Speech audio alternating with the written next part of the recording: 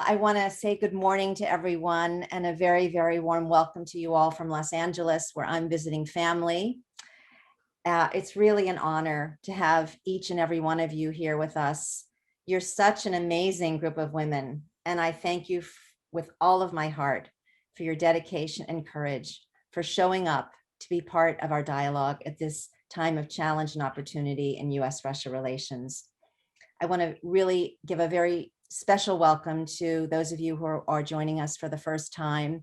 And we're especially honored to have with us today our extraordinary guest speakers, Viktoria Zhuravleva, Professor of American History and International Relations at the Russian State University for the Humanities, and Sharon Tennison, founder and president of the Center for Citizen Initiatives.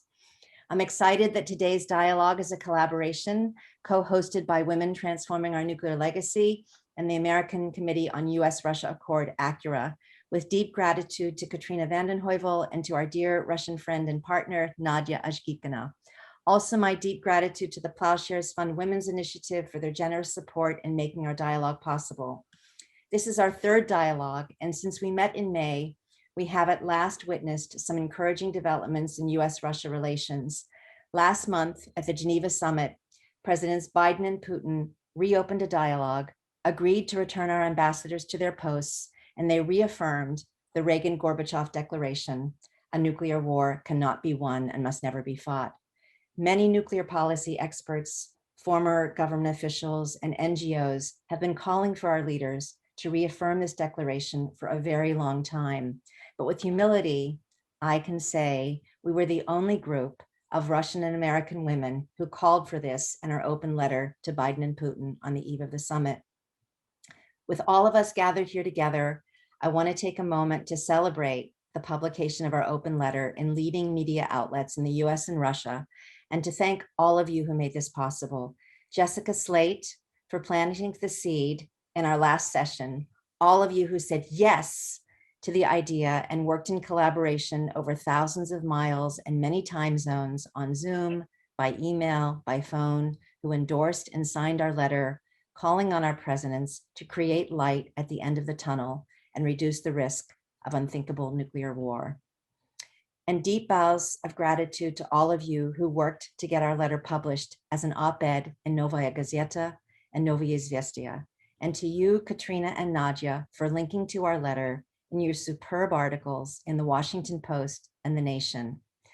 Let us applaud our presidents for heeding our call and the call of many to reaffirm the Reagan-Gorbachev Declaration, for taking this imperative, existential first step to reduce nuclear tensions, lay the foundation for further nuclear risk reduction measures, and reducing the arsenals of our two countries, who together still possess over 90% of the world's nuclear weapons, and ultimately to fulfill our obligation to end the arms race and achieve total disarmament as mandated by Article 6 of the Nonproliferation Treaty. We still have a very long way to go, enormous challenges in the way of achieving this. And with escalating military tensions in places like the Black Sea, this is surely no time for complacency. But we've already seen additional positive steps building on the progress made at the summit. Deputy Foreign Minister Rybkov's announcement that Russia is now preparing to call on all the P5 states to join Russia and the US in reaffirming the Reagan-Gorbachev Declaration. We've seen meetings between Foreign Minister Lazaroff and Special Presidential Envoy Kerry to explore cooperation on climate change. And now, just yesterday, the long-awaited talks on strategic stability, led by Rybkov on the Russian side and by two remarkable women on the US side, Deputy Secretary of State Wendy Sherman and Undersecretary of State for Arms Control and International Security, just confirmed in the last week, Ambassador Bonnie Jenkins, with dates now set for continuing strategic stability talks. After the talks yesterday, the State Department issued a statement, and I quote, "We remain committed, even in times of tension, to ensuring predictability and reducing the risk of armed conflict and the threat of nuclear war." So thank God we finally have some nuclear sanity. In her compelling new book, best-selling author Elizabeth Lesser says, "When women are the storytellers, the human story changes." So I want to thank you all for joining us today to claim your seat at the table, to change our nuclear story, and work together to write a new human story for peace, justice, an end to all violence and war, and the elimination of nuclear weapons. May it be so. With this in mind, we're here today to explore enemy stereotypes in US-Russia relations, roots, risks, and pathways to transformation. Viktoria will speak about roots and risks. Then Sharon will speak on pathways to transformation, joined by Sarah, Colette, and Nadezhda, who will all give us a lot to think about before we open our group discussion. We want to hear from all of you, and as you listen, we invite you to consider what's at stake and what we as women can do to make a difference and change this old enemy story. At the end of our discussion, we'd love to hear what inspirations you have for future topics and activities for our group when we meet again in the fall. With that, I'd like to welcome Nadezhda to introduce one of the world's foremost experts on enemy stereotypes, Professor Viktoria Zhuravleva. Welcome, Nadezhda. Добрый вечер. У нас в Москве уже вечер. Я очень рада, Good evening. It's evening in Moscow, where we are. I'm very happy for us to be meeting in Zoom again. That's wonderful. That gives us hope. And I am happy and very proud to introduce our main speaker, Viktoria Zhuravleva, one of the most outstanding experts in the history of US-Russian relations and the author of her wonderful book, which is dedicated to cartoons of Russian and American publications about each other. And that is a unique publication which has been very successful. And it's not only that, Viktoria is a participant in many projects, including those that are devoted to people's diplomacy and interaction of the citizens of our countries. What we're going to hear today will help our dialogue to gain perhaps a more significant basis and to see what we're seeing today in a very complex context of what we're witnessing today. So that hopefully will bring us closer to an understanding how we could become successful. So I will take it from here.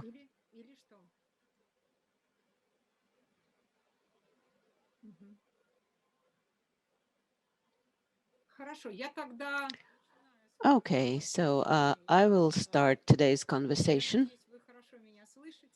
I hope you can hear me well.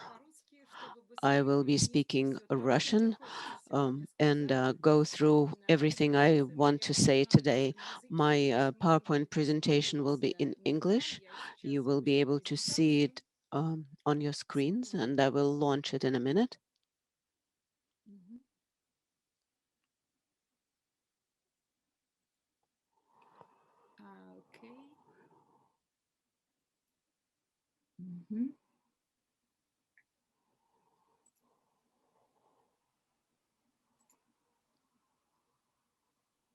Okay. У вас на экране моя презентация. So you see my presentation on your screens that I will use to illustrate some of the positions that and some of the ideas that I would like to share with you today. Let me start with the 3 points. Number 1 is connected to the fact that mutual hostile stereotypes usually appear in both Russian and American relations and media, not only during the times of the Cold War. They go back further in more ancient history, soon after the revolution. They also appear and reappear at various stages of our history. Even before the revolution, during the first crisis in US-Russian relations of 1903, 1905, one can find the sources of those stereotypes and the long-term myths that continue to persevere and exist. Point 2, when we talk about the hostility of stereotypes. Usually we talk about a kind of a dichotomy in the vision, a black and white simplified image of the other nation and the other people. It's very important to emphasize that the palette, the gamut of the perceptions of Russians and Americans from the 19th and up to now is much more varied, and countries are perceived from different standpoints. However, during the time of crises in the bilateral relations, be it the first crisis, which I mentioned, or the times of the Cold War, which was also a systemic opposition of the countries to one another. It was a resource crisis, a political crisis. And here we deal with the opposition between personalities. So during the time of crisis, it is the dichotomy in the perceptions of each other that comes to the foreground. Finally, the third point that I would like to make: the stereotype of the enemy, quote unquote, was always very convenient to have during the identity crises. Whether we talk about Soviet Russia or post-Soviet Russia, but during those times, the image of a demonic, of a Soviet person or a leader has always been very convenient to have in order to emphasize your own benefits and advantages. And thus, you shape the concept of your own identity. So these are the 3 points that I wanted to start with, and the conclusions that I will make at the end of my presentation hopefully will be in concert with one another. Let me look at the crises and let's see what we've seen in the communication strategy and how we got where we are, and let's try and find out what it would take to destroy this kind of hostile perception of one another. So this is the first crisis in the history of Russian-American relations. I will use the political cartoons, both by the Russian and American cartoonists.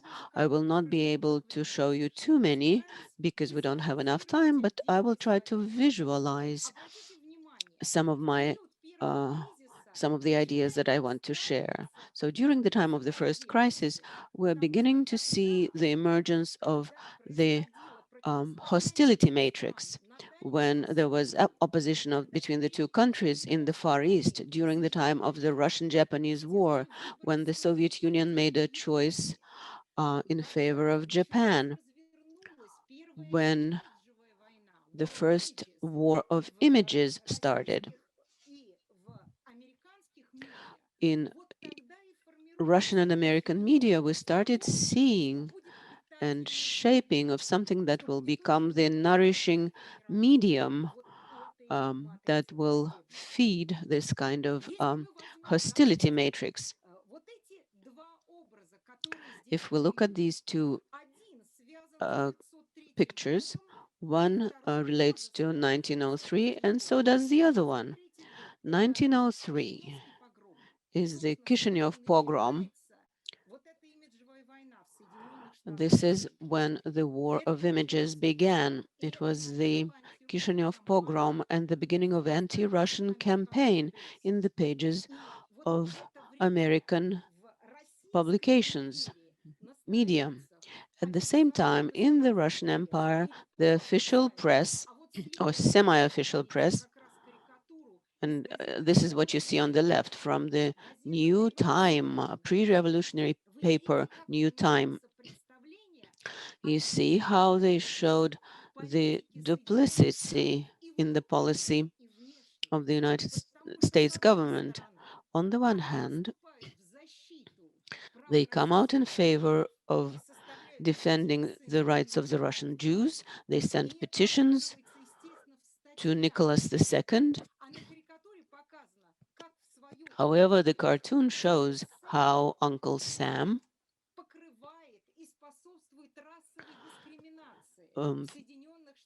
supports and feeds the racial discrimination, how lynching goes on,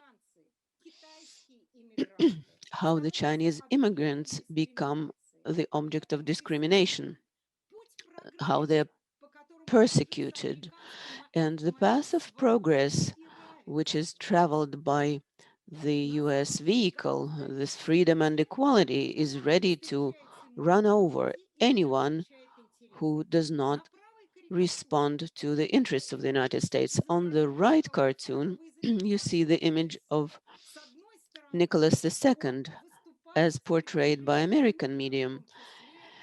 He comes out with a proposal of peace in the Far East. However, this is nothing but a perception. Several people are connected in one person. He is a dirty animal and a peacemaker. The dirty animal with a paws who tried to take possession of Kishinev. So this kind of strategy will continue to be used in mutual representation. And the idea of duplicity, duality, the Dr. Jekyll and Mr. Hyde kind of thing, this is what should be the caption of this cartoon.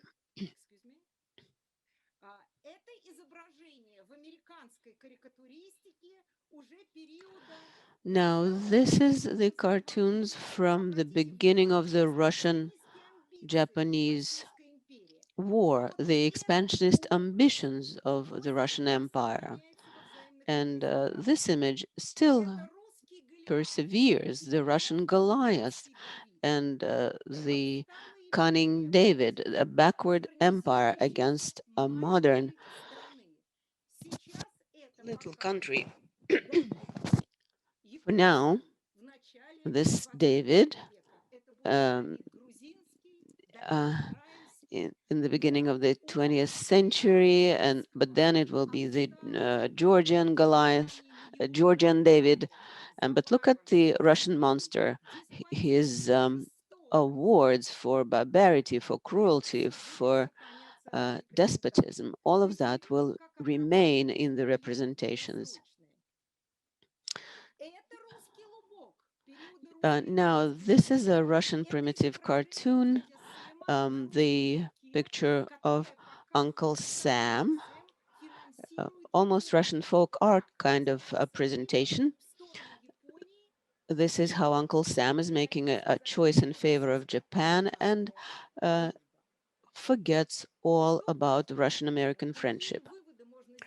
What kind of conclusions can be made from the first crisis, talking about enemy stereotypes? Well, in the Russian Empire, there's a concept of hypocrisy of the United States policy, the duplicity of such policy, that Americans are nothing but hypocritical capitalisms. They do not notice the mess in their own house, so they want to just chase the money, try to achieve the material well-being, and this is not going to disappear. This will move on into the next crises and so on and so forth. So the first crisis was very important from this standpoint because for the first time there will be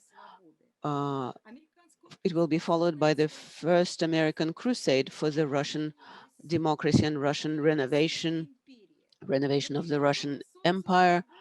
The sun of freedom will always be present in the cartoon. It will rise out of the ocean. And I did not include all the cartoons here, but you will see in American cartoons this idea of a mission. The US is on a mission, so to speak. And during the times of crisis, another concept took shape. and it fed the long surviving myths. Um, so the foreign policy of Russia is an extension of its domestic policy. It's a projection outwards of Russians' own perception of themselves. And another very important feature was the personification of the Russian image. Russia will always be identified with the image of its ruler or leader. What I want to emphasize is that this crisis will pass fairly soon. It will not prevail in Russian-American relations for long. So both in the Russian Empire and in the United States, this kind of dichotomy will be replaced by a multitude of images. The parties will become interested in partnership. They will come to realize that they need to study each other, to look at each other, and we will see how this comes to unfold during World War I, prior to the February Revolution, amongst the liberal intellectuals in the Russian Empire. We shall see a concept that Russia can learn something from the United States. During the economic modernization, we should borrow the culture of labor. We should learn from Americans how to manage the time and the space. So, talking about the United States, at the government level, there will be a realization of looking for a compromise. Even despite the denunciation of the trade treaty of 1832 that will be initiated by the Jewish lobby and the Friends of Russian Freedom in the United States at the government level, there will still be a trend toward cooperation. And return to this cooperation will definitely take place after the first crisis. And of course, the export of goods and capital to the Russian Empire. Russia will undergo modernization, and the Americans will be prepared to help it. Talking about the period after the revolution in Russia, the period of demonization of the Russian Empire falls on the so-called period of the Red Scare, 1919 to 1921. In Soviet Russia itself, the attitude to Russia will be ambivalent until the mid-1930s, and this will be connected to the industrialization in Russia. During the Stalin industrialization, American technologies and the know-how and the experts from the United States, the engineers and the workers will come help with the industrialization in Russia. This will be the period of Fordism, Taylorism, and so on, and learning a lot of lessons from the American experience. Crowds of Americans will start coming to Russia and look at Russia's treatment of the gender issue, how the Russian women are getting liberated from their domestic obligations, how they become emancipated. But then in the late 1930s, when the country closes up, when Stalin tightens his internal regime, when the Moscow trials begin, then the attitude to America will change. However, in between the wars, the interbellum period, uh, it wasn't the United States that was the enemy, but England and France. However, there was one very important idea that emerged at that point. And then it showed itself during the period of the Cold War. And that relates to a hostile image. And it goes back to a very convenient criticism of your opponent to show the advantages, your political system and ideology. in Soviet Russia. This would be the opposition of internationalism and American racism. This is what emerged in the interbellum period. You may remember the movie called The Circus, and this was a wonderful illustration of that kind of ideology. Um, Now, the problems of Asian Pacific at that point also existed. Soviet Russia found it far more important to see what's happening in Britain and in France, and the full-blown opposition between the Soviet Union and the United States. When Russia became enemy number one, this happened during the Cold War. So the Cold War was the pinnacle of this kind of dichotomy in the mutual perceptions. And that's the point of view which was used by the propaganda. It was present in cinematography. It was also to be found in political cartoons. And it was practically a mirror of, sort of mirror image of one country and its opponent. Both before the revolution, after the revolution, and during the Cold War, in the United States, there was always a chance for self-criticism.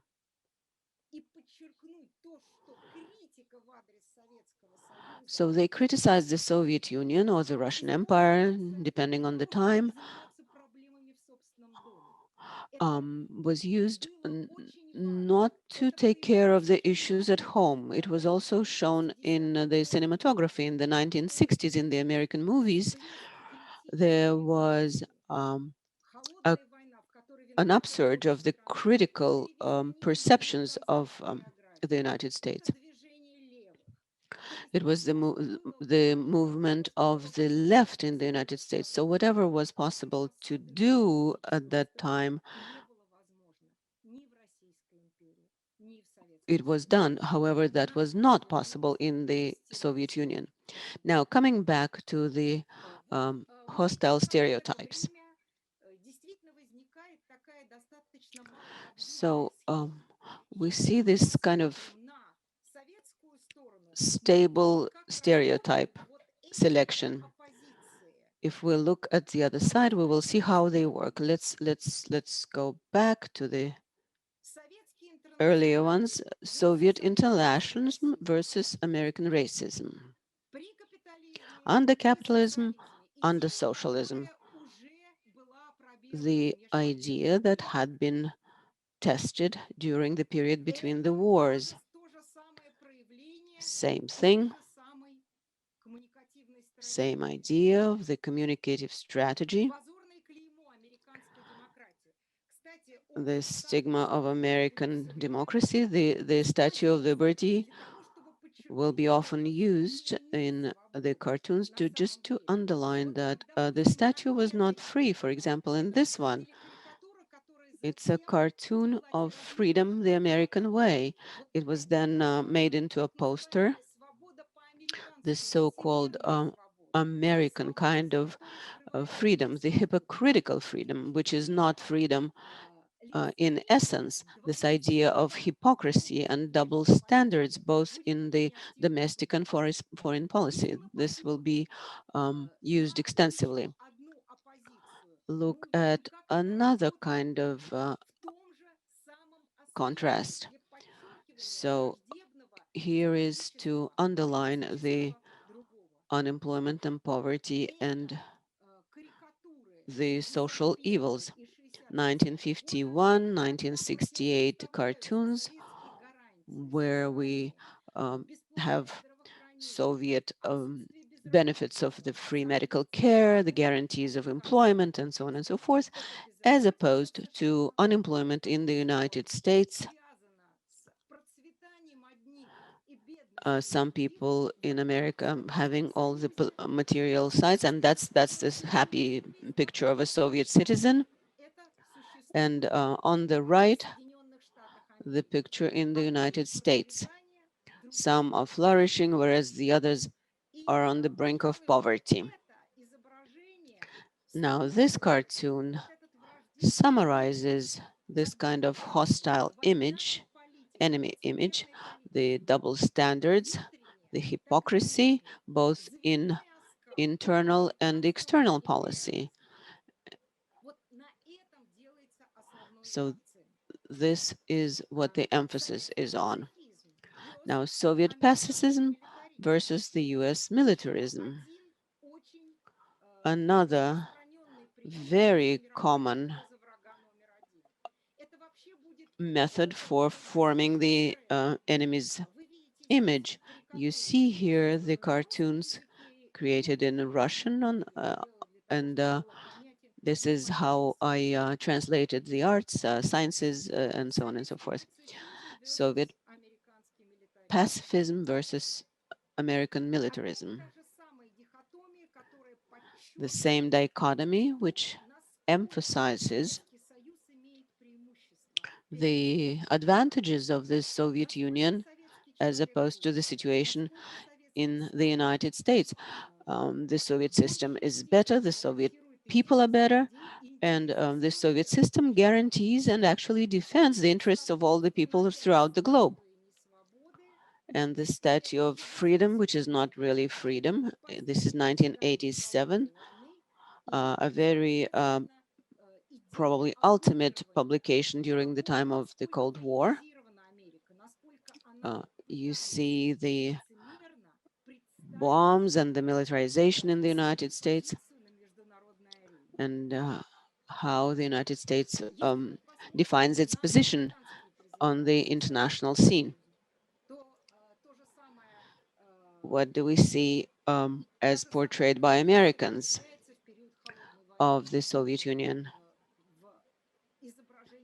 The Soviet threat during the Cold War, the Soviet threat, as you see represented here, the Soviet Union is portrayed as an animal, not just a bear. No more bears at that point during the Cold War. But now we see the images of a snake, rats, hawks, or vultures rather, during the Red Scare. And this is something that will continue to exist during the McCarthy era, when the anti-communist campaign was launched, and anything alien will be labeled as Soviet. So that was something that will be used by the propaganda. The same period of time, the earlier stages of the Cold War, and that was the toughest period in the cartoons and in the movies in the United States. This will be a continuation of the story, the personification of a certain image. So the leader, and in this case Stalin, was the embodiment of evil, and that will continue forever as a representation of Russia. It goes back to Nicholas II and then continues up to now, all the way to Putin. And the particularly demonic images were created in the period after World War II, at the time when the Cold War started, and all the way to the death of Stalin. So in 1943, there was a picture of Stalin. And at that point, the Soviets and Americans were brothers in arms. So that all disappeared into history. And this is Stalin as an embodiment of tyranny. This is how Russia was represented at that point, and that became a trend that reinforced the enemy stereotype. So the Russian reform was, to a great extent, connected to its leader. And anything the leader does is what the country does. Look at how Khrushchev's images changed. So he launched the Sputnik. Then he came to the United States in 1959 on a visit when he visited the famous cart. So those two peasants, the peasant and the farmer, were able to find a common language. And this is what you see on Life magazine and, Nikita Khrushchev. This is an example of people's diplomacy, a very important example. So historians sometimes argue about how senseless Khrushchev's visit was to the United States. No agreements were signed. They just met, the leaders just sat down and started talking in Camp David. And this was for the first time in history, the first Soviet leader that came and paid a visit to the United States. What Khrushchev saw, he saw Americans, and Americans got to see Khrushchev. That was a very important achievement, in my view. Who knows how Khrushchev would have behaved during the time of the missile crisis if he had not visited the United States, if he had not seen Americans and how different they were, how varied they were, and at the same time how much similarity you can find between Russians and Americans. Because at that time, at the part of Rostovkarsk, he got some ideas as to how he could feed Russia, how he could pass Americans in terms of volumes of dairy production and so on and so forth. But now the pictures of the missile crisis and the two faces, the familiar pictures, the duplicity, the two-faced Khrushchev. The same thing, the hypocrisy, talk about peace.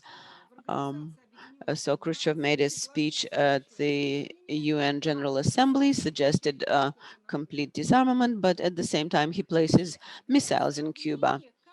And this is how the image started to change, and they began to romance Gorbachev. How from the image, the empire of evil, the images moved and started evolving. This was during the Reagan visit to Moscow. So that's when he said Russia is no longer an empire of evil. But still, the stereotypes had not been destroyed. So the leaders are shaking hands, but this is what they have in mind. Reagan thinks, oh, he's the Darth Vader. But even though he crossed to the other side, he still had some good in him, if you remember Star Wars. And as to what Gorby thought, Reagan was a Rambo. That was the time when the last episode of that anti-Soviet movie came out. So now Gorbachev melts the snowman of the Cold War and he crosses over to the good side. 1991, we're all the way up to 1991. And the most recent crisis. Oh, well, there's another important point that I would like to mention during the time of the Cold War.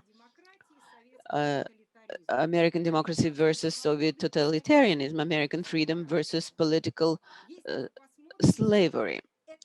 This is something that I want you to look at. The light and the darkness, the empire of evil, the empire of darkness, the country that needs light, the light that comes from the Statue of Liberty, that shines on the dissidents in Soviet prisons. These are the freedoms of the crusade for the liberalization of the Soviet Union. Colliers suggested to the intellectuals to ponder the possibility of a third world war. And this is what the map, political map, might look. An American soldier, the United Nations would be in, headquarters would be in Moscow. Uh, Ukraine becomes independent and the Baltics become independent. So this very audacious fantasy becomes the peak of the ideas of the American crusade, the American mission. And it is this particular that found its way to the cover of my friends and colleagues' publication, Freedom and Slavery, Solzhenitsyn in the Image of Abraham Lincoln. The light coming from Valley Forge to break the chains of Russian imperialism. And finally, the contemporary crisis, the same statue of liberty, which is not quite as freedom. Victoria, excuse me for one moment. It's Cynthia. We're past the 30 minutes. Could you, this is so interesting and amazing. I just want to make sure we give the other people a chance to speak and get to the discussion. Would you be able to just maybe bring your comments on the current period? Okay. In the next. I'll do that. Excuse me. It's so wonderful. It's all so interesting. It's all amazing. Then let me finish my presentation. I just come to the conclusions. I will just click through the cartoons. And my conclusions are as follows. First of all, when we talk about the images and the stereotypes of the enemy, we have to understand that we have to renounce the oversimplified perception of one another. And here you need citizens exchanges. You need to study one another because, as we know, the Cold War was not finished by diplomats alone, but it was finished in the minds and hearts of the people. And the Russophobic aspirations, uh, in order to disappear, there has to be a pragmatic, a positive agenda in the US-Russian relations. And thirdly, it is necessary to expand our knowledge of one another, some kind of and many more Soviet American cartoons and the stereotypes of the need to renounce the oversimplified perceptions of each other. Thank you, Cynthia. Victoria, that was so important for all of us and such a gift and blessing. And I just, maybe could you take, I know I've said we need to draw to a close, but if we could just go back to slowly go through, if you could just slowly show us the slides of the present day so that people can take those in, that would be great. Maybe starting with slide 35 on Ukraine would be great. Or yeah. So this is yes. the beginning. This is the beginning of crisis. You see this cycle of hopes and disappointments. You see this division from Gorbachev to Putin. This is some kind of barbarism in representation of Vladimir Putin. Then, and if you could speak Russian, please. Sorry. Okay, Хорошо, извините. I'm sorry. So Putin as the image of a Statue of Liberty, which is not really free. Now, at the beginning of the crisis in Ukraine, the annexation of Ukraine, Gary Garwell, the bare expansionist ambitions of Russia under Putin as a crazy map specialist. 2014, David and Goliath, the small Ukrainian David versus the Russian Goliath, just to compare it against the 1904 cartoon. I just wanted to mention those trends, and I apologize for going over time. Cynthia, I warned you that I have a lot of materials, but I do hope that I was able to convey my most important ideas. It is necessary to expand all sorts of contacts, to initiate various projects, to see in one another the multitude of traits. Both Russia and the United States are many faceted countries, same as the multitude of people that live in those countries. And fortunately, there are cartoonists of this sort. The social media do ponder the image of the United States and in Russia, respectively. There are serious people who do want to study America and to develop those projects. Both and similar things do exist in the United States, I'm sure. Thank you. Victoria, this was so profound for us, especially I just want to say, seeing the images of David and Goliath in 1905 and then in the present day, and realizing that these roots, there's been a trauma in this relationship that still isn't healed, even with all the cycles of cooperation and restoration of relations and things looking better. And then we retreat again because there's something that needs to be healed. And so you've set us up perfectly for our next speaker, talking about the need for contacts and presentations. So many, many deep gratitude to you and many thanks to you for this incredible journey. So we'll be sharing your presentation as part of the recording so people can study it beyond our group. So I'd now like to welcome our next guest speaker, Sharon Tennison. And Sharon has worked for 30 years in Russia and the countries of the former Soviet Union, creating numerous multi-year programs to provide training for Soviet and Russian citizens to gain independence and skills designed for self-governance. She's the founder and president of the Center for Citizen Initiatives and lives and travels extensively part of the year in Russia. On a personal note, I had the joy and honor of serving as the guide and interpreter for Sharon's first trip to the Soviet Union in 1983. And the group she led and the way she led it, that experience was unlike anything I'd ever experienced before with any group or group leader. I could see then, Sharon, your light, your courage, your dedication, and you have been doing this ever since, nonstop. You've brought thousands of Americans back to Russia and thousands of Soviets and now Russians to the United States. And so I just want to welcome you to share your wisdom and express our deep gratitude for all you have done and are doing to heal the divide between our countries and our peoples. So welcome you to share your wisdom and your experience on pathways to transformation. And love you so much. We can't hear you.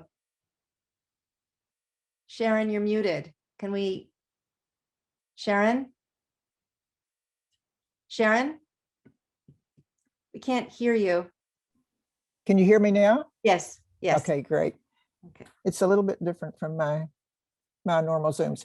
But at any rate, thank you so much, Cynthia, for this opportunity to meet with your group and to congratulate you for putting this group together as a fact now that you're going to be continuing until the situation heals itself. I'm so excited to just see you doing this and I'm so grateful because there have been no groups for the last several years, none, no travel groups, nothing going back and forth and doing the work. And so I think now we are beginning to see this. Victoria, I'm particularly interested in your question. What will it take to destroy the images that we have of each other? This is my goal. This is my vision. This is my hope. I think that Jack Matlock, ambassador, said in 2014, I think it was, we were at at Rayburn Building. And we had just had Steve Cohen and a number of people, including Katrina, speak to us, 300 of us who gathered there in order to be able to have a congressional meeting. No Congress members showed up. I say no, there were perhaps half a dozen, maybe for 10 minutes or 15 minutes or something like this. And we, the American people who had come to see this and to talk with them, had no opportunity for them to learn at all. We were in their building, the Rayburn Building. And at the end of it, Jack Matlock stood up and said, "Friends, I'm sorry to tell you, but nothing is ever going to change until the American people themselves stand up and say, enough. We can't live this way any longer on this planet." And so that was a turning point, not for me, but I think for a lot of people in the room, because I was still vitally involved. But at any rate, I see the same thing. I'm sure that the same thing is true today. Until the American people themselves wake up from their slumber and stop believing the New York Times and the Washington Post, and the Post puts out an occasional good article, but all of the propaganda that's going on from all sides, until the Americans wake up, where is the hope? So you are part of the hope. I also want to share with you my latest idea. I love the number 100. I ended up taking 100 different Russian entrepreneurs to the Kremlin to talk with Lazaroff, who sat right next to Putin's desk, about what those entrepreneurs need from Putin and Lazaroff in order to succeed in Russia. We began seeing changes 10 days later in newsprint coming from Russia. So 100 has been good for me in several different ways. This time, I want and will take a delegation of 100 American citizens to Russia in June of 2022. I've had this possibility online, but COVID permitted no such thing until just now. I recently got a visa my visa was honored to get back into Russia again, and I just returned, beginning to set up that trip that we will take in 2022. That's just next June. I need to take the kind of people that you are. I need to know that as a matter of fact, everybody has to fill out an application form so that I can examine who they are, what their health is, everything about them before they can go on any of our trips. So I will do the same. And, but I know that any of you would be terrific witnesses and participants and citizen diplomats if I could send you across Russia. Now, the way that our trips are different from anybody else's is this. We have a three-pronged intention when we go into that country. Number one, we are going to be meeting with at least 10 to 12 Russian experts, known people. Posner, Gorbachev meets with us, and a number of people that are in defense industries and in journalism and so forth. We meet with them for 2 hours after having written each of them a list of questions that we want to have answered before they leave us. This is a huge amount of experience that we expose all of our travelers to in Moscow. At nights, we see everything downtown. We use metros. Oops, that's my, sorry, that's my computer. And we do downtown Moscow, we do the Red Square, we do everything. And we have no tour buses. We are not a tourist organization. And when that's over, the next day, the 6th day, we all go to airports and we fly out to 40 different regions of Russia to collect information, to visit in homes, to have homestays in some cases, to see what is going on all the way out to the Far East. Why can we do this? Because we trained 6,000 Russian entrepreneurs in American companies, and they came from 71 regions. So we have a vast connection with people all across Russia. So this is very exciting because our groups go in triads and dyads and singles. We had one woman in last name, It's my 85-year-old brain. But at any rate, we sent her to Yakutia by herself, intentionally. That's what she wanted. And so they go all over. And then after visiting out there, collecting the information, on the same day, they all travel back into St. Petersburg. And in St. Petersburg, the first day, we don't see palaces or we don't go to museums or any of the stuff we could be doing. We sit in a large conference room in a wide circle, and this one will 100 will take 2 circles. And we then share exactly what was experienced in each one of these regions where the Americans traveled to. It is a fantastic experience. Lots of different things happening, lots of different impressions, but on the whole, all of them positive. It's a human experience that can't be explained to sit in that circle. We'll have a videographer with us who will document the whole thing so that we will have it for YouTubes. We have a PR person going with us who can help us with press when we get home. But at any rate, this is what we will do. And in case anybody wants to have a special trip to Crimea for 4 days, we will let that happen at the end of the St. Petersburg time. But after our report out in St. Petersburg, that's when we get to meet St. Petersburg people to talk. We do business to business type of contacts, professional contacts of all sorts, students, you name it. We've got all, I have an apartment in St. Petersburg, so I've been there for years and I know the population. And also Rotary is now coming with us. A number of Rotarians are going to be coming on this trip. And then after that, then they can spin off if they want to and do Crimea or stay longer in St. Petersburg for more culture. And that's the end of the trip. It's about a 16-day trip. I would love to have any of you who would tell your friends or travel yourself, particularly travel yourself, but then tell your friends also. Help us create the American delegation that will be going in next June. It's so important to get your quality of people traveling on this delegation. So, hi, Sarah. I love this woman. She's an amazing character, and I'll be out to see you again. Waiting for you. Right.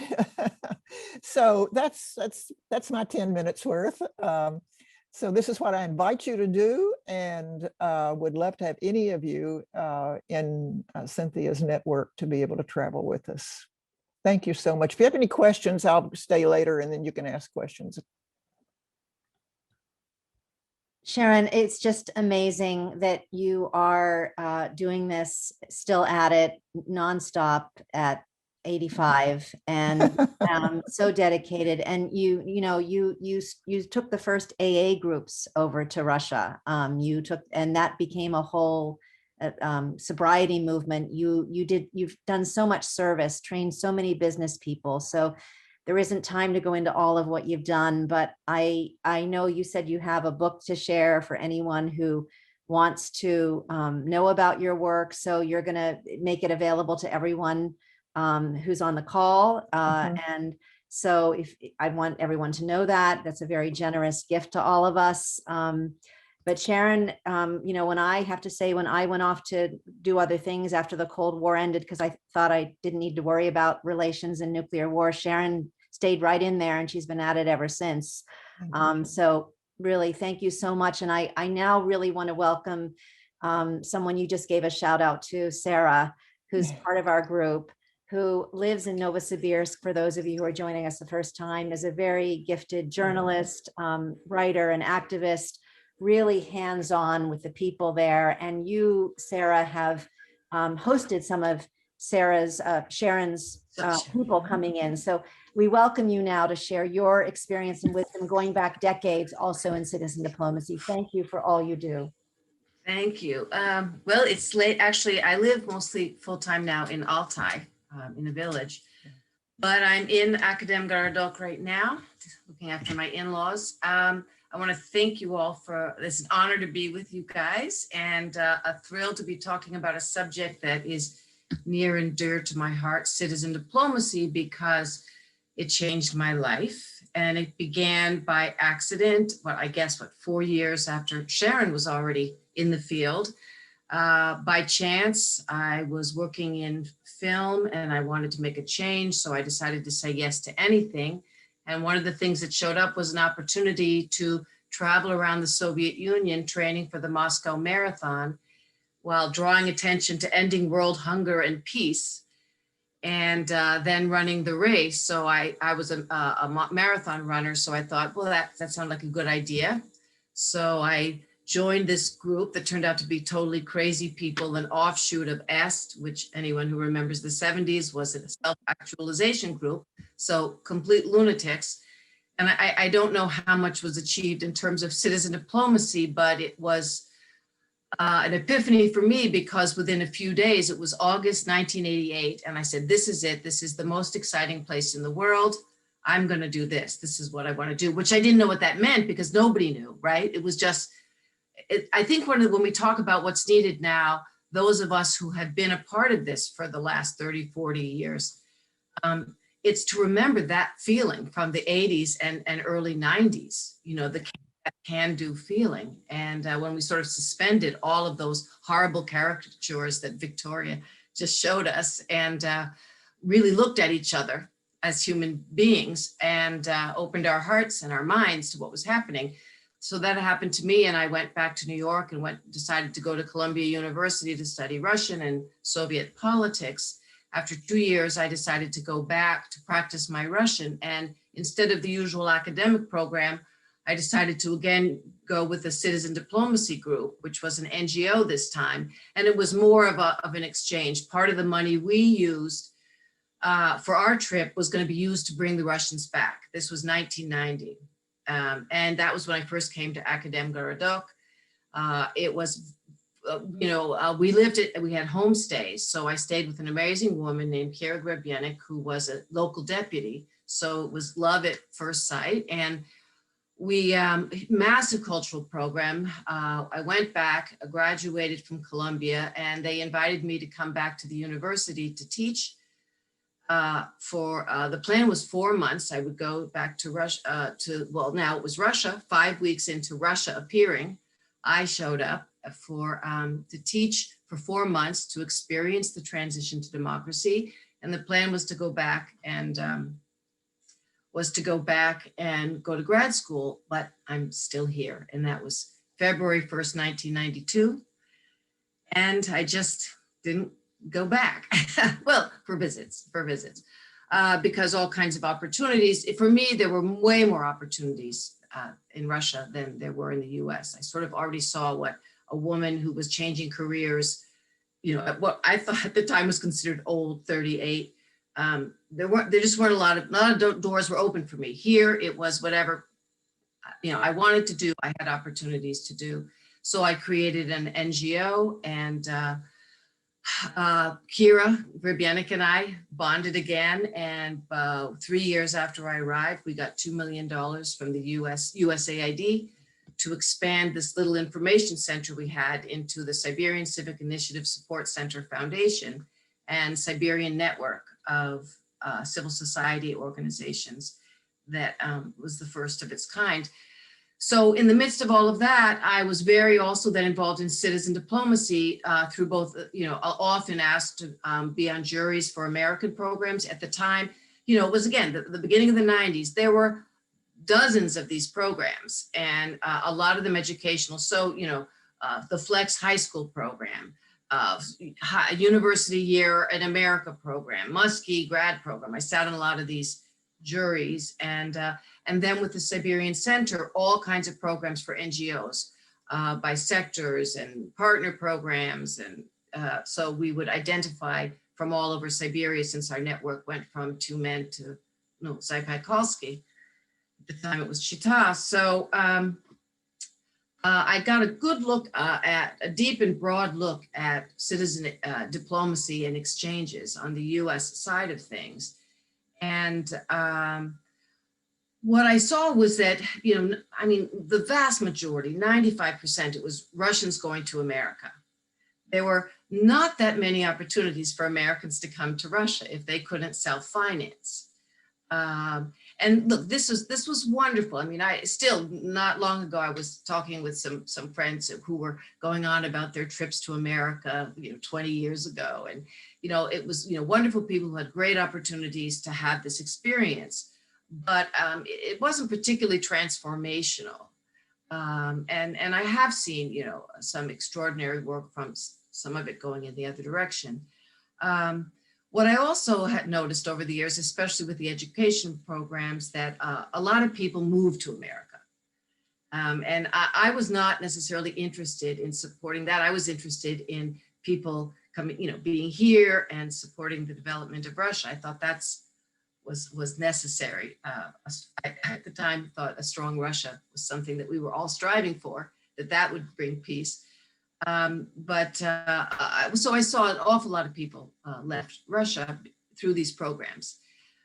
So what are my concerns? The one thing that what's exciting is that when you hear about American policy to Russia now, the one thing that everybody seems to agree on is the importance of these exchanges, right? Citizen diplomacy and exchanges, and everybody, it's talked about at all levels.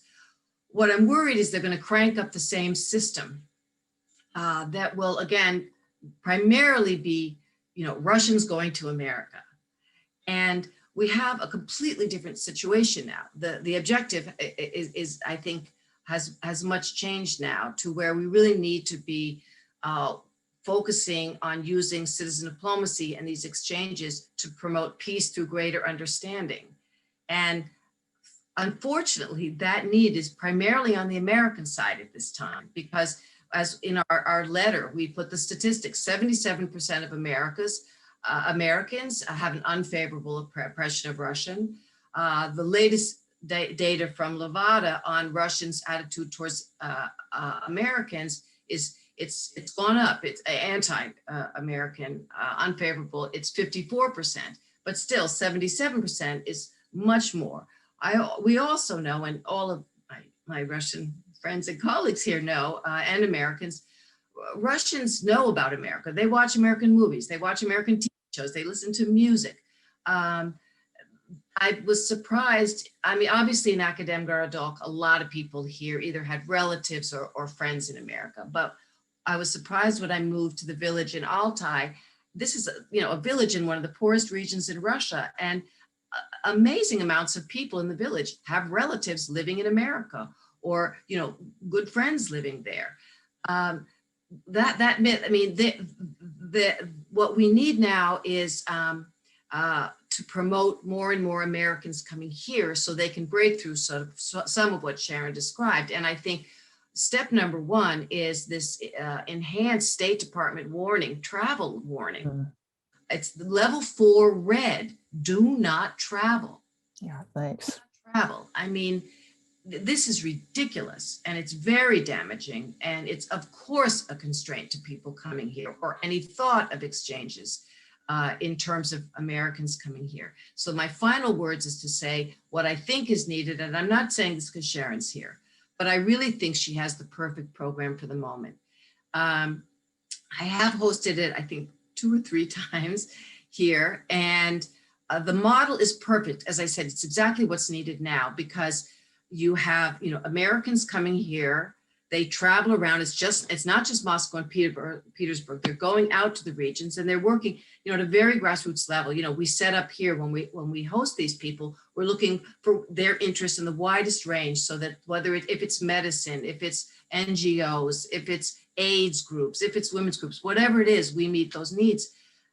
So I think if I were king or president, I would take all that money and I would do a massive big bang Sharon Tennison program. People didn't have to self-finance, so that you could have, all kinds of people from all over coming here, the kind of thing, in the 90s, but we were doing it Russians to America. If we did Americans to Russia and this massive, 3-week program, we could move, I really believe we could move the needle. Yeah. That's it. True.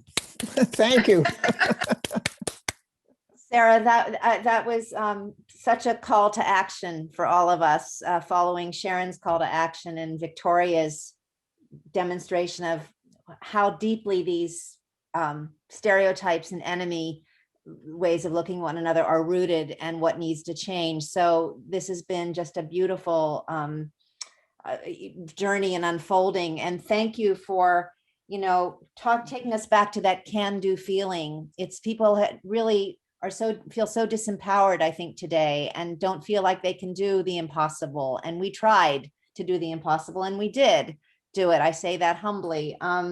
That we need to open hearts and minds and see each other as human beings again. And so I just thank you for all you're doing and for, putting out the call to action to us right now. So I now want to move on to Colette Shulman, who is my long-term inspiration and mentor in this work for about 40 years, and who got involved with this work, as most of you know, as a journalist and a speaker on the Soviet Union since 1956.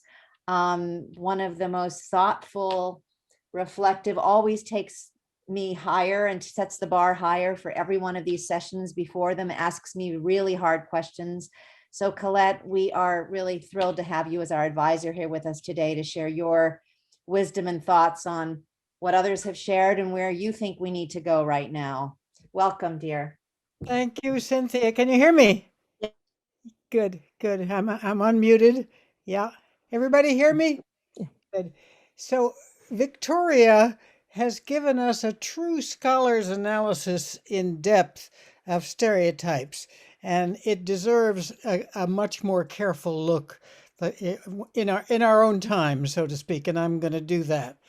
And Sharon, I think you are reaping now, the cumulative experience of many, many years of experience at what you've been doing since what I think you said 1982 or 3. And I'm so happy if you're able to resume this work, if you're able to have this 100-person trip next year with Jack.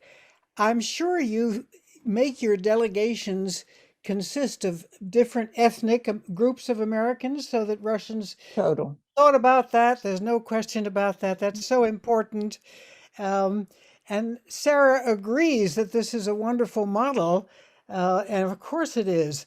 I think there is more, what shall I say? I think there is a reserve of sympathy and interest in both countries, of Americans towards Russians and Russians towards Americans, in spite of those statistics you quoted, Sarah, about the present situation. It's mainly our governments that are getting in the way, because all of my experiences from the 80s and 90s, just were very strong, positive experiences of interaction, of dialogue, of understanding one another. These were with women, which Nadia may talk about a little bit later.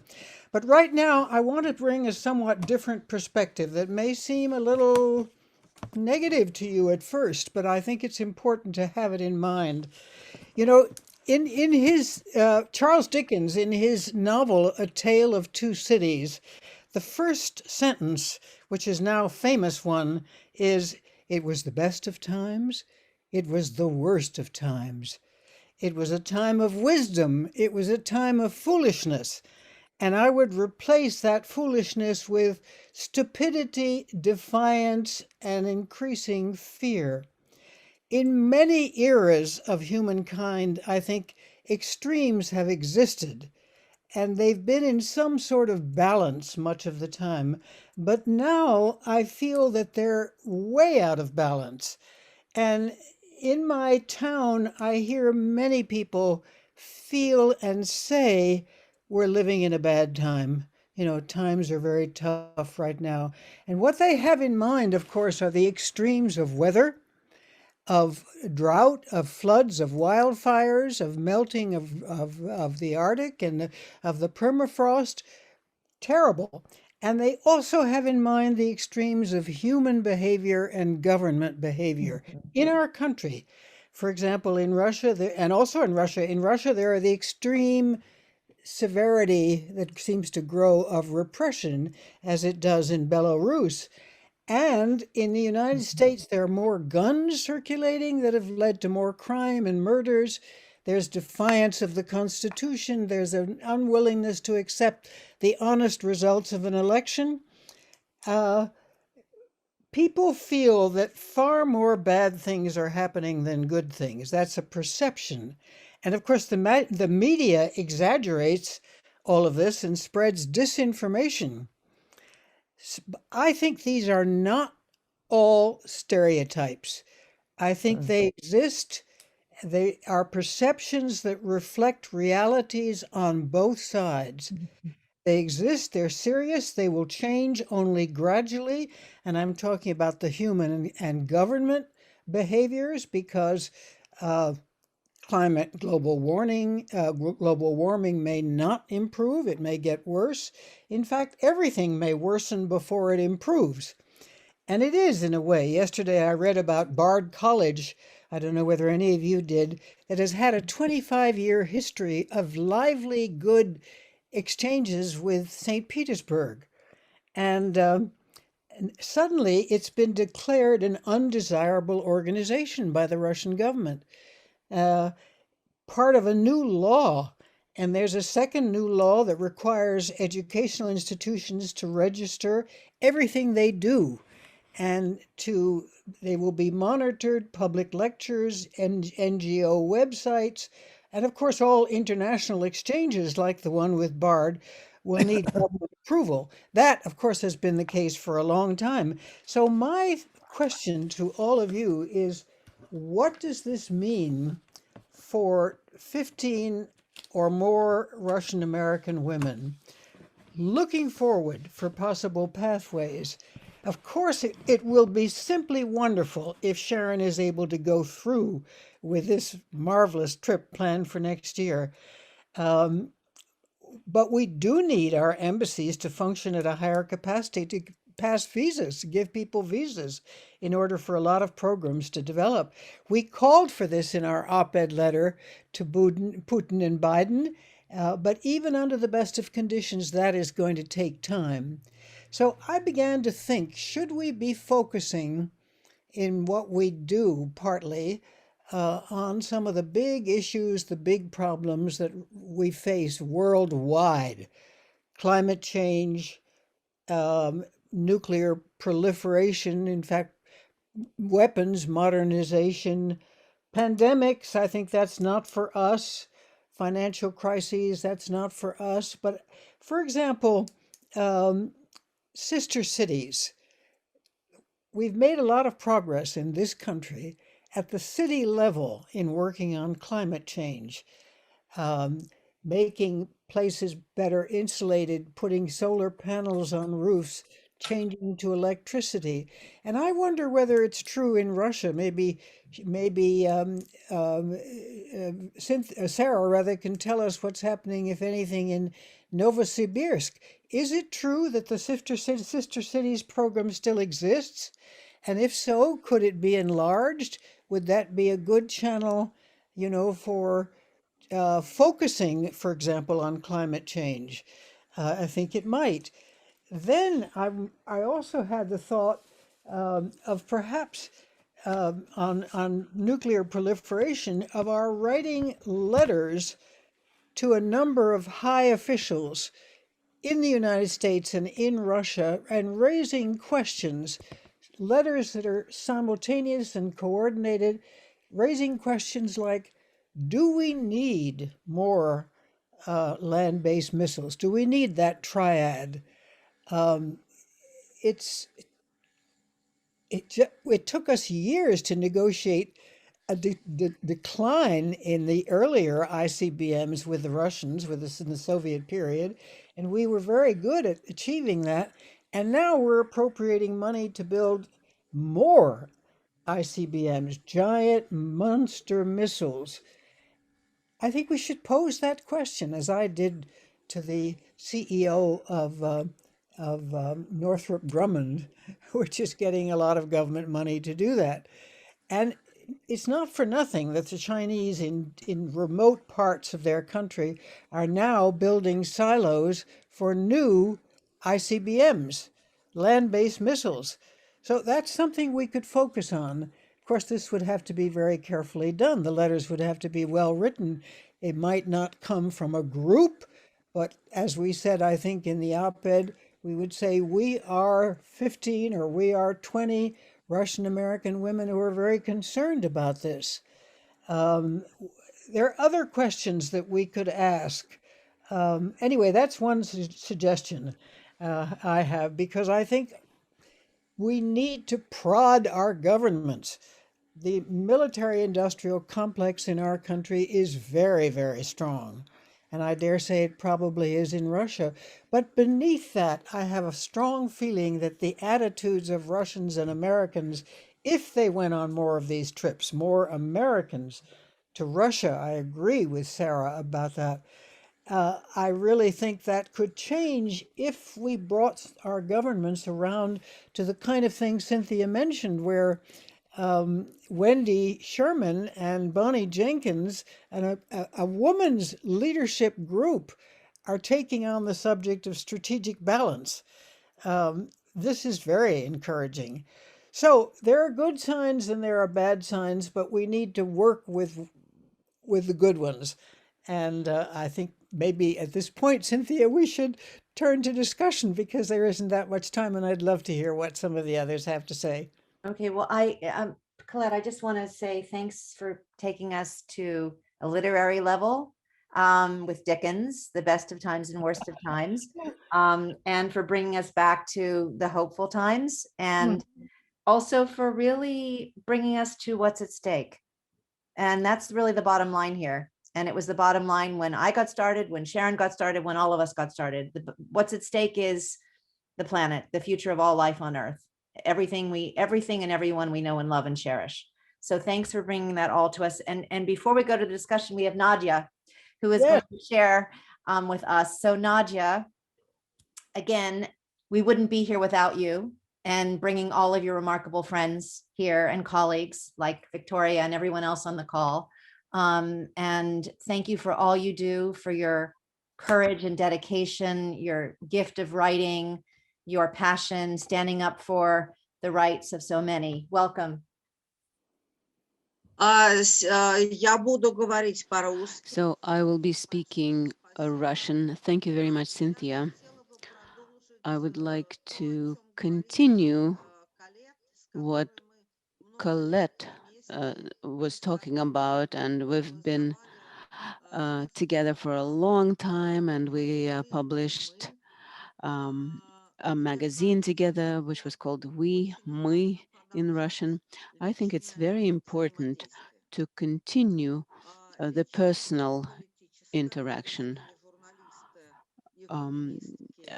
Personal is actually political, that's what journalists used to say, and we understand that this is probably really so.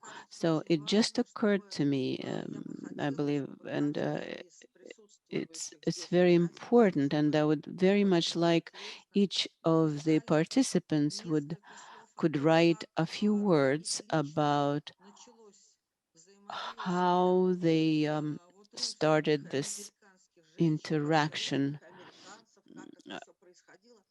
to them, on a personal level. Where did it all started? It's very important. I believe that in the citizens' diplomacy and in the international relations in general, it's the human factor that matters really. I remember how in my life I first saw a real American, John Cohen, who was the bureau chief of Time magazine in Moscow in 1988. So he came to my house and he stayed after a good dinner. He stayed to spend the night with us. First, he came to my husband's editorial office, and John Cohen also came to the Literary Gazette to interview him. And then he became our frequent guest in our house and a very close friend of ours. Catherine Nepomniachtchi was the student of my teacher, and she wrote about Abraham Terz and Andrei Sinyavsky. So Catherine became my first American friend, a sister. We met in Moscow. We went to Peredelkino. We talked to writers. This was absolutely incredible. Then we met in the United States at a conference, a Glasnost in the Two Cultures. That was the spring of 1991. Then I met Katrina van der Heuvel and Jamie Gambriel. Unfortunately, Jamie is no longer with us. So together with Katya and Jamie, we spent 3 days. That was August of 91. It's soon going to be 30 years. So we went through that event together. That was our common history. So this personal history of those who go through very important days, be it in Russia or in America, those who get together, who meet and discover each other, that is hugely important. So if we could write our personal notes about that, that would be a very important part in the evolution of our relations and development of our project. It just occurred to me. What Colette spoke about, and generally what we heard today, that is also very significant. And I believe it's absolutely essential to us to develop some kind of mutual programs, whatever they are. It could be women's discussions. It could be professional discussions. It could be mutual discussions of various issues, various problems and situations. It is absolutely imperative, because the experience that we've had since the 1990s, overcoming that stereotypical imagery of one another, overcoming our own prejudices, including those of ourselves, not only of one another, but ourselves. And that's always there. So I absolutely believe in the future of not only US-Russian women's programs, but in the future of our broader dialogue and citizens' diplomacy. And it seems to me that now the time has come to gather the stones and to amass and summarize the experience that we've had to this day. Unfortunately, some of the women participants are no longer with us that could, make their own contribution. So we need to summarize this general experience, and that would be the foundation of ours for future development. Nadia, thank you so much. I love your idea of writing our personal histories, how we came to this, what brought us, what inspired us. I think that's important for all of us to do. And you're just telling us about your personal history, sharing more with us about how you got involved. I didn't know this. And so it was wonderful to hear how this all evolved for you. And then really thinking together about what we talk about, what we do next, which I want to do at the end of the discussion. But I think your point about mutual discussions in many areas is important. One of our counterparts in the nuclear field in Russia said, it's time for us to stop having meetings with the usual suspects. We need to start meeting not just about relations, but about what we share and need to do together. What Colette mentioned, climate change, whether it's women's issues, whether it's sustainability, whatever it is, that we need to start people gathering in the areas. And Sharon, you've done this so much with people with their areas of profession, whether it's architecture, whether it's medical, whatever it is, but to really engage in the places that we live and work. So thank you for that. I would now like to invite the many patient people on the call to share, and to any questions you have for any of the people who have spoken, any inspirations, any things you'd like to do.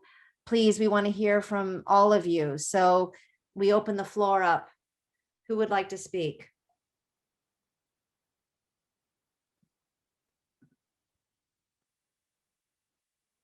Anyone? Okay, I see your hand up. Let's see.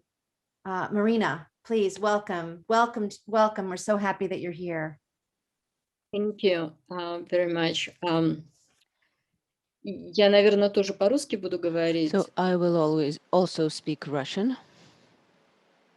Надя мне просто напомнила. Спасибо, Надя. Nadia, thank you for reminding me. So to remember where it all started.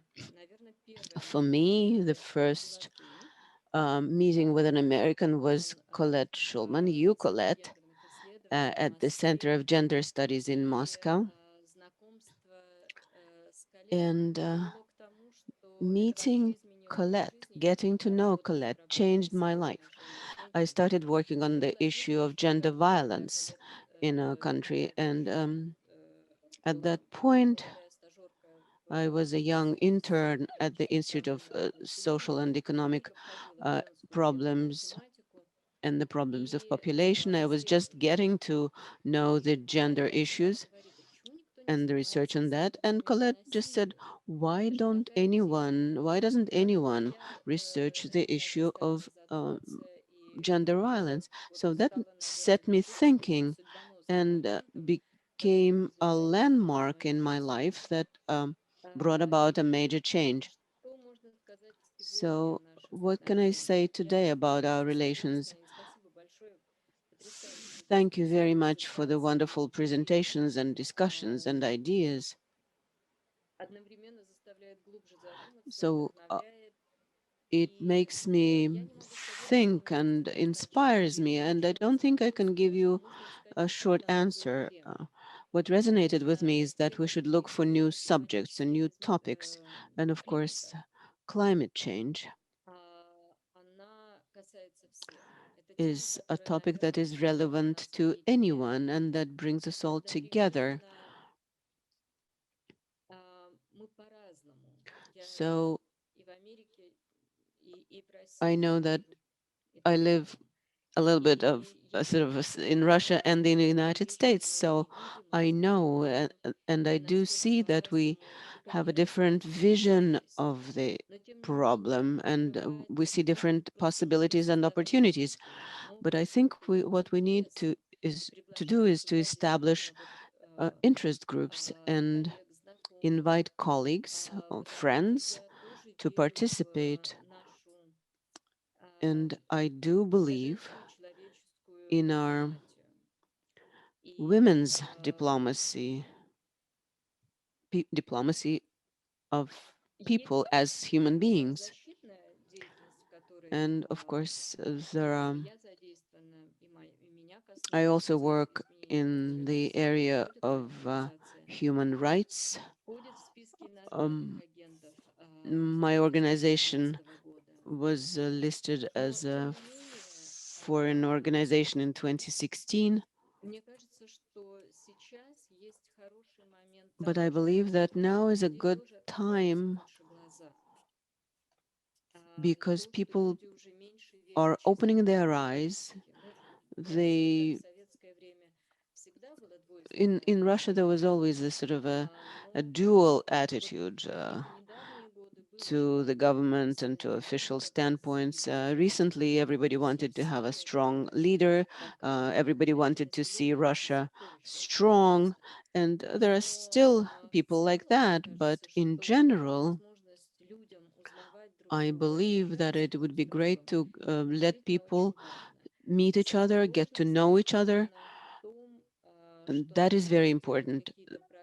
The tough part is that it's difficult to organize programs for young people, and this is the area which is strongly regulated and controlled. But as to some interest groups, like exchange of scientists and Zoom online, there are many, many opportunities and doesn't take a lot of resources. any kind of exchanges on various subjects, topics. So I do support the issue of climate change, the topic of peace, the use of weapons. These are very serious and profound issues. And that would probably require professionals, but also be discussed on a human level. So I welcome this opportunity, and to me personally, this is a time to reflect, to think about how we could promote this further, and I'm prepared to definitely take part in this process. Thank you.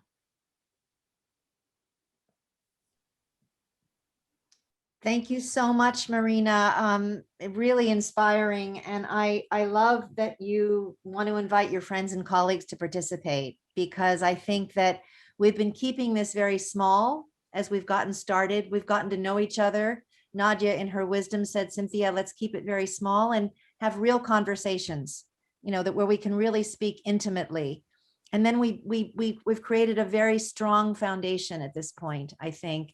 And I know there are a number of people who were supposed to be here today who can't be here right now, but I know that they will all watch the recording. We're sharing these recordings, but I think that we can really think together about what we do next in the fall, what we focus on. Your idea of women's diplomacy, of course, I am a strong advocate of that.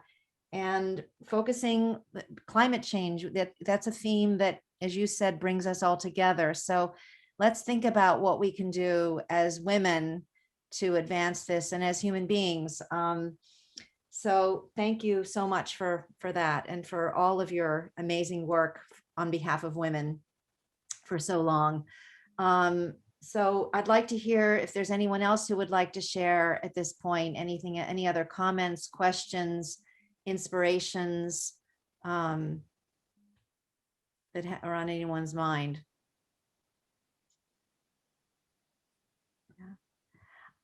I have a question for whoever can answer it. Maybe it's Sharon, maybe it's Sarah, or any of you. If an American wants to go to Russia right now as an individual or in a group, what is the visa process? What is the situation with COVID? People have asked me this question, and I have heard different answers, that you can't go unless you get the vaccination in Moscow, that you have to be quarantined. Does anyone have an answer to that question? I do. Please. Actually, right now, Russia is in the process of changing some of their visas, including the humanitarian visa, which is the one that we travel on, because that allows us to go any place in the country freely without asking anybody. We can show up any place we want to, and we're trusted to be people of good worth. The travel visas are beginning to be opened up. I can send you this information because I have it. And you can go ahead and send it to everybody else. But yes, visas are beginning to open up now. No, you do not have to have a COVID vaccination, but you do have to have the PCR, which is you get within 72 hours of traveling to Russia. And that way it proves that you don't have any COVID as you travel in.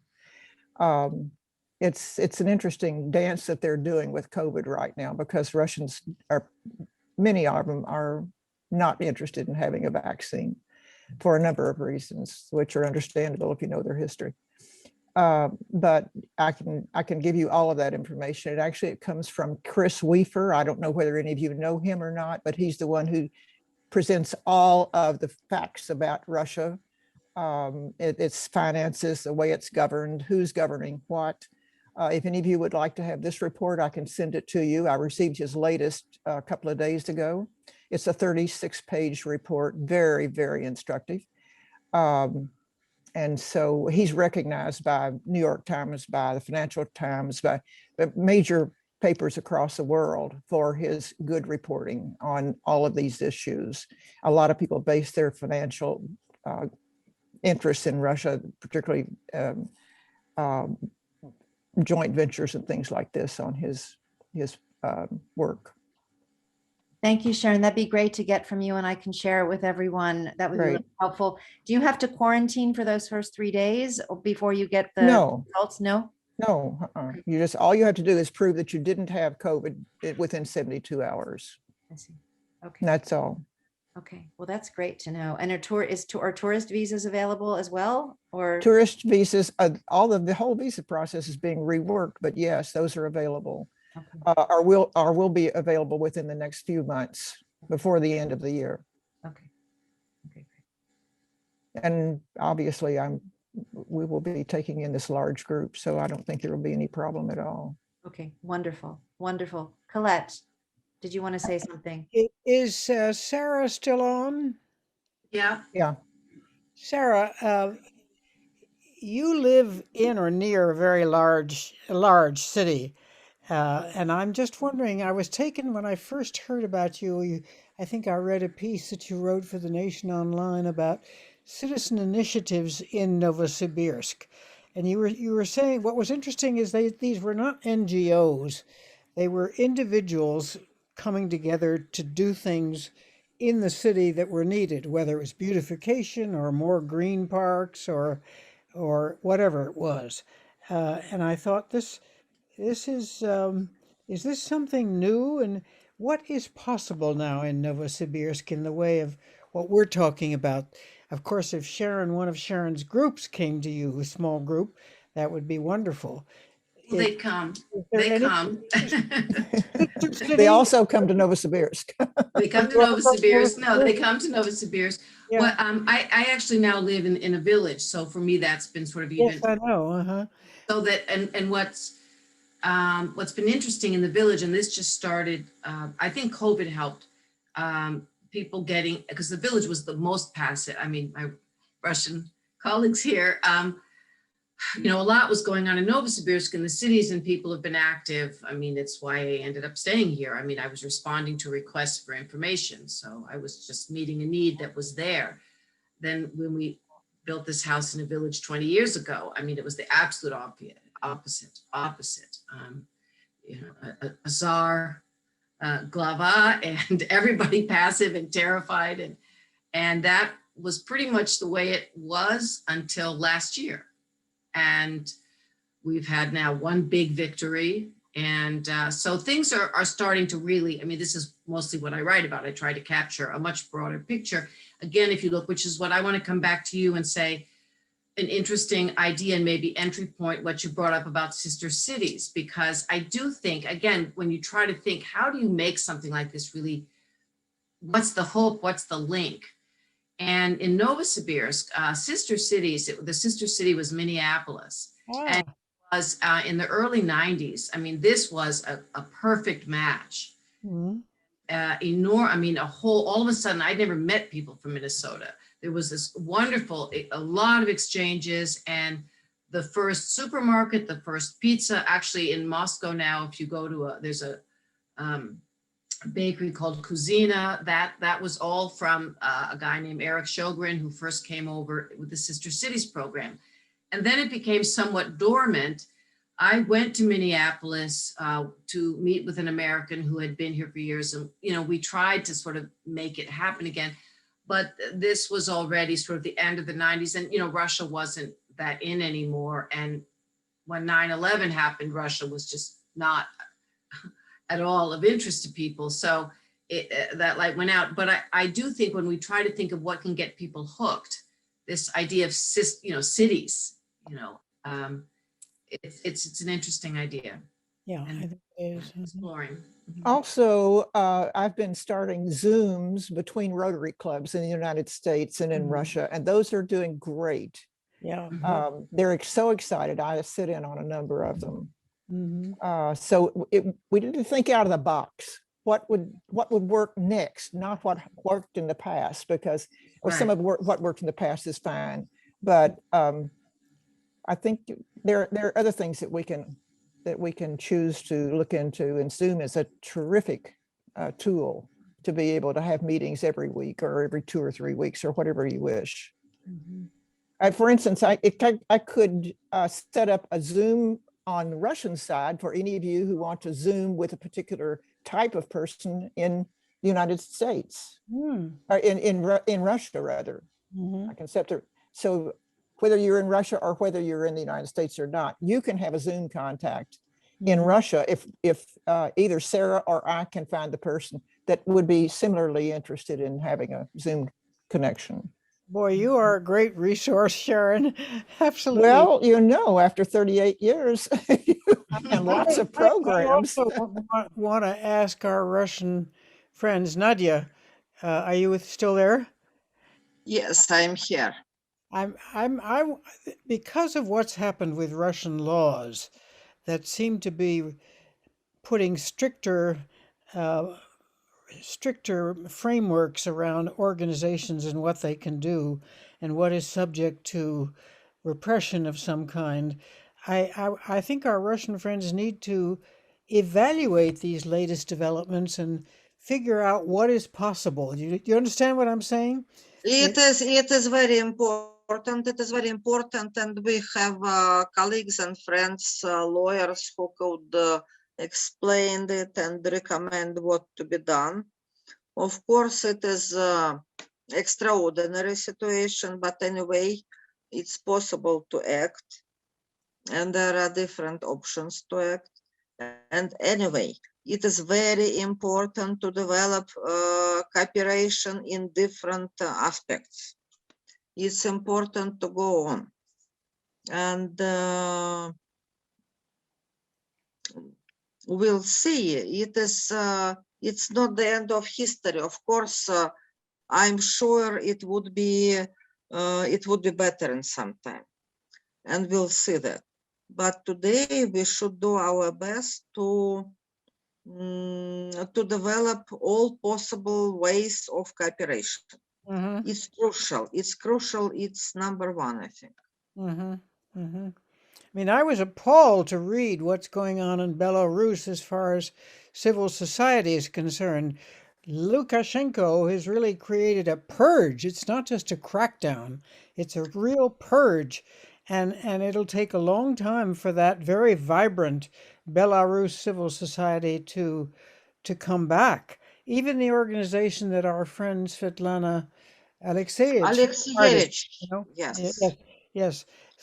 So that's why I say that you need to analyze your situation. You need to probe and try, of course. And as you say, to use every possible avenue. That's the main thing for us. It is.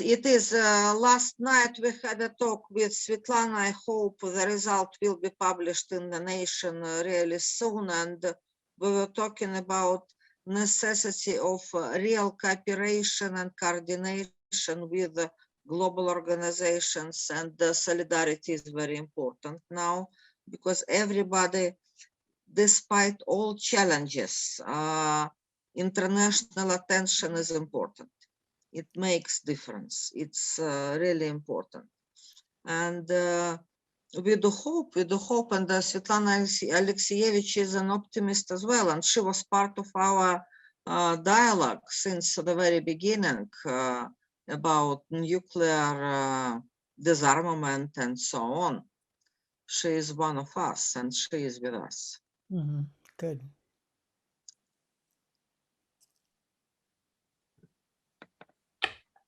Nadia, I really appreciate your reinforcement of the need to just it's crucial that we find a way to cooperate and that we find all different ways to do that. And I just want to ask on behalf of the interpreters that that we remember that if we're American, we speak English, and if we're Russian, we speak Russian. No problem. I wanted to see who else would like to speak, and if there's anyone. Joan, welcome. Thank you. This is so wonderful to hear all of this information. I've been out of this loop for a while, many years actually. So I'm just very, very happy, because I also went to Russia in, I think it was 83, 84, 85, 86. And Sharon, you may have known Rosemary Tish, who was the founder of Kids Are Special. Sure. So I Uh-huh. was the executive director, and I came over with Ah, her a great. couple of times. Yeah, it was wonderful. So Marina, I just have a question. When you were speaking, you said something about the children, the younger people are more, they can't, they're not as available to cross. Could you explain that a little bit more? Well, извините, я по-русски, да, отвечу. Yes, Дело в том, что из-за the протестов участвовало много молодежи. point is that a lot of young people took part in the protests, and now there's this targeted work. For example, my organization, which is a foreign agent, we're classified as a foreign agent, so we no longer can organize any kind of events in universities for the students. We cannot conduct any programs. And what I meant here is that Программы с университетами и образовательными учреждениями какими-то. it is very hard to launch any kind of programs with universities or other schools or educational establishments. You do need to engage young people, the youth, but university exchanges, that would be something more difficult. And Victoria wants to add something as well, or maybe different. Not something different, but I just want to make it a little bit, I want to clarify a little bit. So I listened to all of you, to wonderful women, all of you, and I kept thinking about this thing, all the ideas that you have expressed. In reality, they are implemented when in universities there are programs of Russian studies and American studies. For example, when there are American studies courses and programs in Russian universities, and where there are exchanges amongst universities. Yes, Colette, definitely. What is happening with Bard College is awful. I'm very upset to hear that.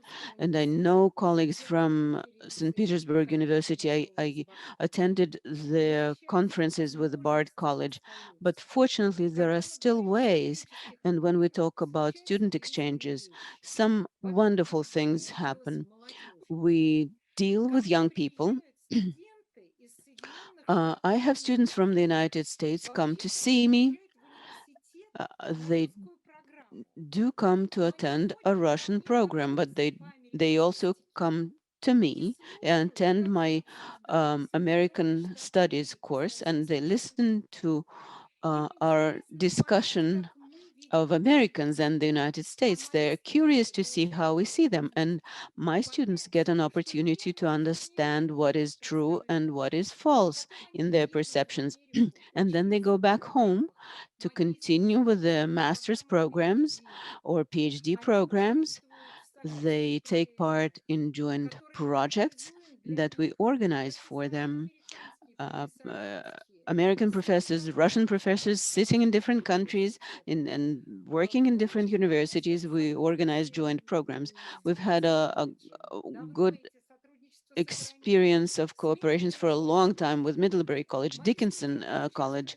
My students take part in such out of the classroom exchanges. They're not really training courses, but my students tell Russian students what is Russian cuisine. And when it's nighttime in Russia, they teach them to cook Russian meals, Russian courses, and American students tell them about American food and American cuisine. So these programs do go on, and they create a chance, open a door, so to speak, for human exchanges, for university exchanges, for personal exchanges, so that we would launch joint projects. In 2019, I held a huge conference on the Cold War, and Sarah participated. Uh, we had a big American delegation. The Kennan Institute and the Embassy of the United States, and Jack Matlock attended, and I'm great friends with Jack Matlock.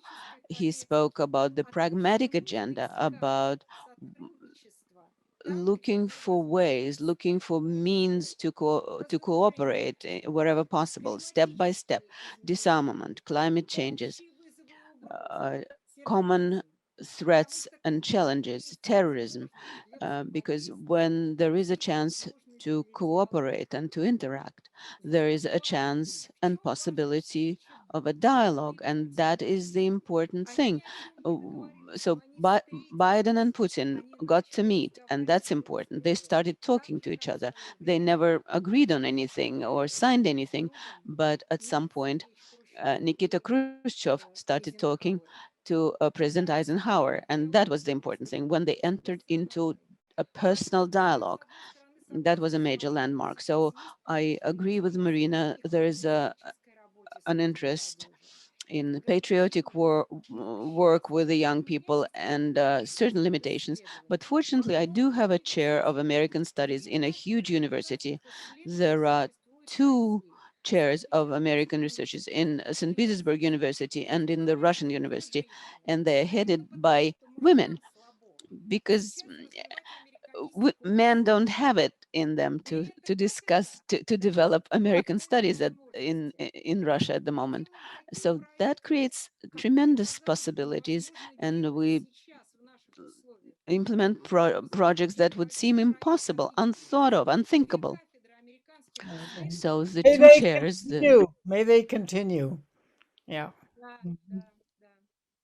Поэтому я думаю, что вот so I believe that within those projects, there are tremendous possibilities, and also expanding and popularizing the knowledge of one another. So we just finished a project with the embassy. It was called Discover America. It's an internet project for the Russian segment of the internet, so that Russians who want to know more about the United States, so that they would see various sorts of America. It's darker pages in the American history, and warning issues, warning examples. It's not the black, dark side of the American people, and not the pink cloud that could be presented. So there were 8 courses, 80 professional videos, created video reels.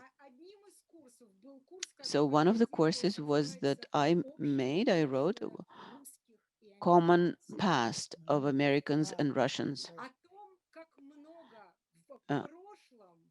It was about how many common pages there are in the histories of the countries and the people, how their destinies intertwine, overlap. So it's not all about the Cold War and confrontation and misunderstanding and stereotypes, but it was the people who crossed the boundaries and participated in cultural exchanges and helped each other discover each other.